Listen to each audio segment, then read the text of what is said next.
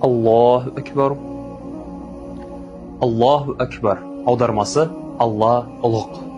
Субхана раббиял азим, субхана раббиял азим, субхана раббиял азим, субхана раббиял азим. Ұлы Раббым күллі кемшілік аталудан пәк.